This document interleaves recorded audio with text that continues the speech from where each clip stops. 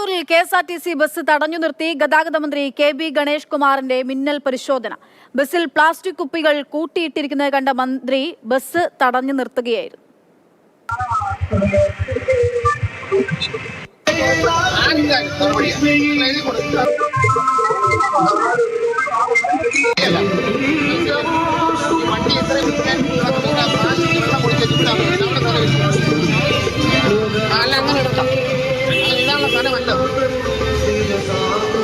വണ്ടിയുടെ ഫ്രണ്ടിൽ വണ്ടിയുടെ ഫ്രണ്ടിൽ മുഴുവൻ പ്ലാസ്റ്റിക് കുപ്പി വരിയിട്ടേക്കുക.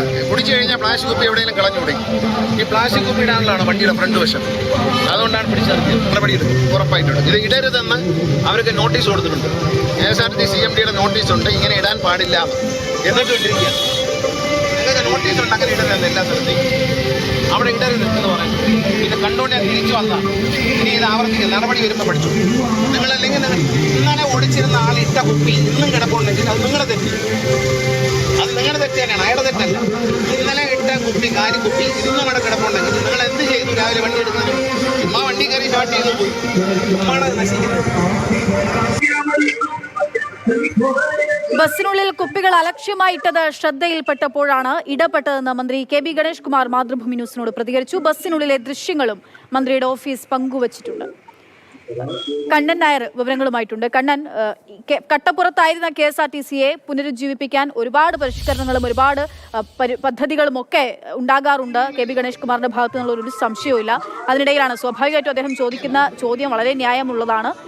ഏറ്റവും ഭംഗിയായി ബസ്സിനെ സൂക്ഷിക്കേണ്ടതുണ്ട്. എങ്ങനെയാണെങ്കിൽ മാത്രമേ നമ്മുടെ ഒരു പൊതുസ്ഥാപനമാണ്, അത് ഏറ്റവും ലാഭത്തിൽ നേട്ടത്തിലൊക്കെ പോവുകയുള്ളൂ. എന്തായിരുന്നു ഉണ്ടായത്? തുടക്കം മുതൽ മന്ത്രി പറയുന്നത് ഈ ബസ്സുകളൊക്കെ തന്നെ സ്വന്തം ബസ്സിനെ പോലെ അല്ലെങ്കിൽ സ്വന്തം വാഹനത്തെ പോലെ കരുതി കെ.എസ്.ആർ.ടി.സി ഡ്രൈവറും കണ്ടക്ടറും അങ്ങനെ മുന്നോട്ട് കൊണ്ടുപോകണം. കാര്യം നമ്മുടെയൊക്കെ വാഹനങ്ങൾ ഏതെങ്കിലും തരത്തിലുള്ള ഒരു പൊടിയോ മറ്റോ ഇരുന്ന് കഴിഞ്ഞാൽ അത് കഴുകി കളയാറുണ്ട്, അല്ലെങ്കിൽ അഴുക്ക് അല്ലെങ്കിൽ മാലിന്യം എന്തെങ്കിലുമൊക്കെ വന്നു കഴിഞ്ഞാൽ എടുത്ത് മാറ്റാറുണ്ട്. അതിന് സമാനമായ രീതിയിൽ ആ വാഹനങ്ങൾ കൊണ്ടുപോകണം എന്നുള്ളത് മന്ത്രി ആയ സമയം മുതൽ ഗണേഷ് കുമാർ പറയുന്നതാണ്. ഇന്ന് അദ്ദേഹം തിരുവനന്തപുരത്ത് നിന്ന് പത്തനാപുരത്തേക്ക് വരികയായിരുന്നു. ആ സമയത്താണ് കോട്ടയം ഡിപ്പോയിൽ നിന്ന് തിരുവനന്തപുരത്തേക്ക് വരുന്ന ഒരു പൊൻകുന്നം എന്നുള്ള ഒരു ബസ്സിനെ മന്ത്രി കാണുന്നത്. ആ ബസ്സിൻ്റെ മുൻഭാഗത്തും പ്ലാസ്റ്റിക് കുപ്പികൾ നിറഞ്ഞ അവസ്ഥയിലായിരുന്നു. ഉടൻ തന്നെ മന്ത്രി ഈ വാഹനത്തെ പിന്തുടർന്നു. കെ.എസ്.ആർ.ടി.സി ബസ് തടഞ്ഞു നിർത്തി. അതിനുശേഷമാണ് ആ വാഹനത്തിൽ പരിശോധന നടത്തിയത്. ആ വാഹനത്തിൽ പരിശോധന നടത്തുന്ന സമയത്ത് അതിനകത്ത് പ്ലാസ്റ്റിക് കുപ്പികൾ ഉണ്ടായിരുന്നു. ആ പ്ലാസ്റ്റിക് കുപ്പികൾ പൂർണ്ണമായും ഒഴിവാക്കണം, അല്ലാത്ത പക്ഷം നടപടി ഉണ്ടാകുമെന്ന് അദ്ദേഹം പറയുകയും ചെയ്തു. അതിനുശേഷം ഈ വാഹനം യാത്രക്കാരുമായി മുന്നോട്ട് പോയി. തിരുവനന്തപുരം ഡിപ്പോയിലെത്തിയപ്പോഴും ഈ വാഹനം പരിശോധിക്കാൻ മന്ത്രി നിർദ്ദേശം നൽകി.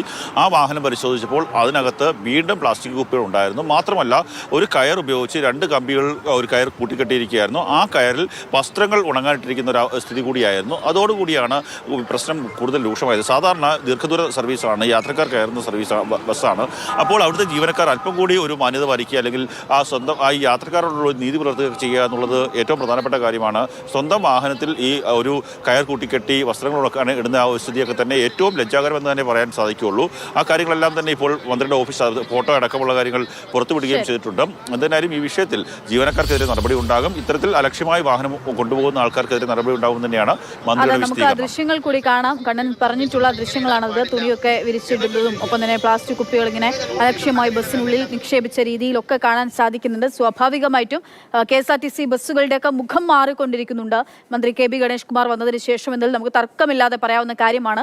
അങ്ങനെയായാൽ മാത്രമേ ആ ബസ്സിലേക്ക് കയറാനും ആ ബസ്സിന് ടിക്കറ്റ് എടുക്കുകയും ആ ബസ്സിന് കൃത്യമായിട്ടുള്ള ഓട്ടം കിട്ടുകയോ ഒക്കെ ചെയ്യുകയുള്ളൂ.